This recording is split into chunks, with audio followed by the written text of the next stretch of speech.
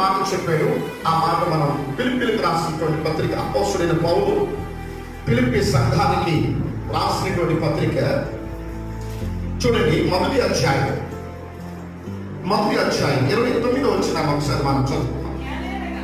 ఎలాగనగా మీరు నా యందు చూచినట్టు నా యందున్నదని మీరిప్పుడు వినుచున్నట్టు పోరాటము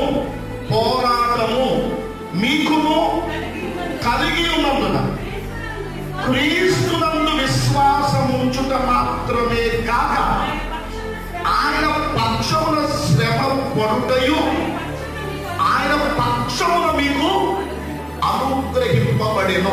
దేవునికి స్తోత్రం చెప్పండి, గట్టిగా చెప్పండి. ఇప్పుడు ఈ లోకంలో మనం ఎవరి పక్షం అంటే